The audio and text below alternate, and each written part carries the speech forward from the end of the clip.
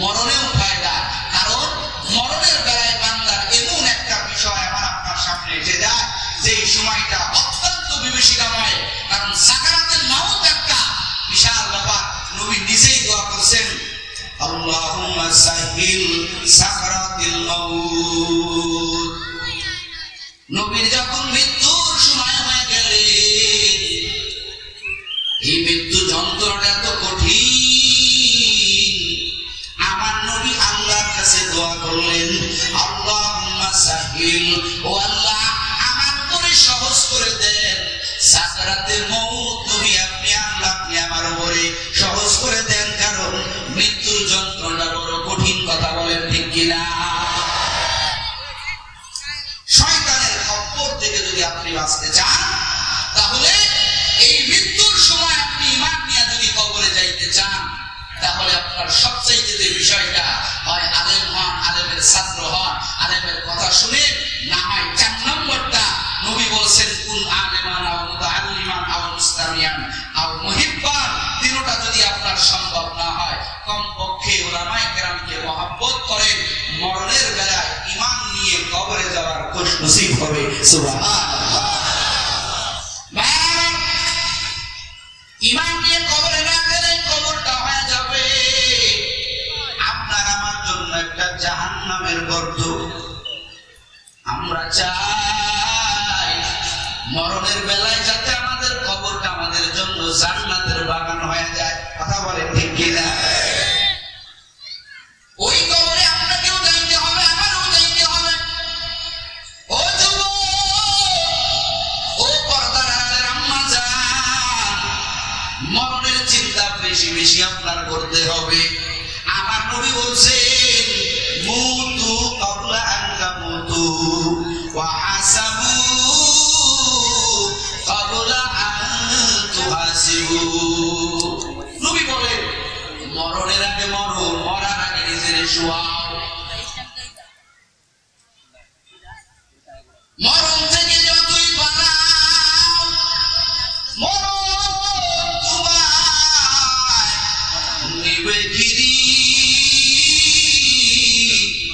যদিও সুদূর আকাশ পানে পালাম সেটা লাগিয়েছিলি।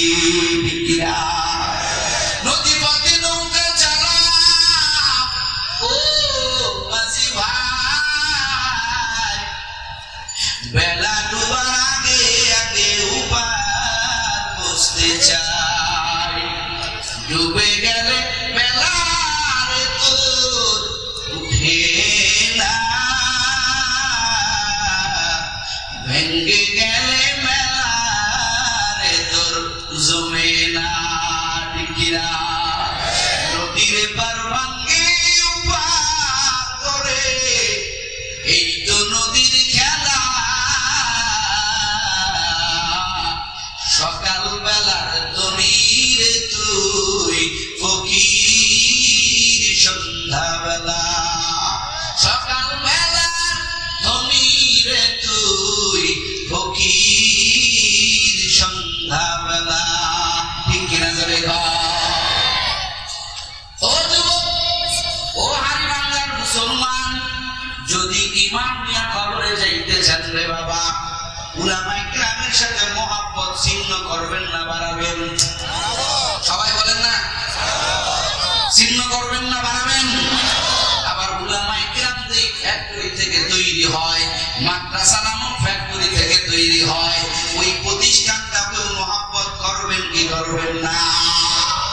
যদি এই জমিনের ভিতরে মাদ্রাসা না থাকতো, খোদার কসম কোনো আলেম খুঁজে পাইতেন না। কথা বলেন না কেন? মাদ্রাসা আছে বলেই আজকে ঘরের পাশে হাফেজ সাহেব, মাদ্রাসা আছে বলে আজকে আমার বাড়ির পাশে মাওলানা সাহেব, মাদ্রাসা আছে বলেই আমার বাড়ির পাশে মুফতি সাহেব মাসালা জিজ্ঞাসা করতেছেন, কোরআন খতম দিয়া মা বাবার কবরে সওয়াব বসাইতেছেন। আজকে উলামায়ে কেরাম আছে বলেই সহি শুদ্ধ পড়নেওয়ালার পিছনে নামাজ না পড়ে ইবাদত সম্পূর্ণ করতে পারতেছেন। কথা বলেন ঠিক কিনা? এজন্য মরণে উলামায়ে কেরামের দরকার আছে না নাই? এই মরণের পরে আর একটা স্টেপ আমাদের সামনে আছে বাবা। আপনারও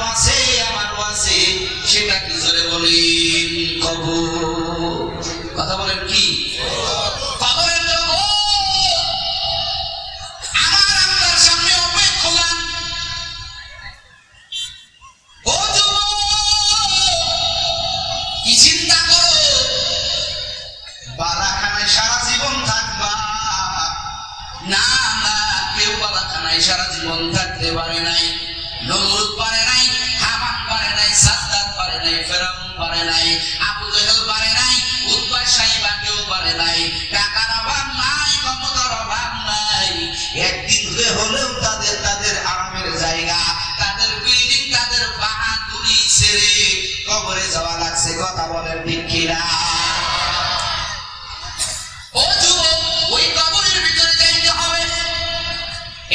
এখন বিষয়টা হলো মাদ্রাসায় পড়লে আমাদের কবরে যাইতে হবে, কবরে থাকতে হবে।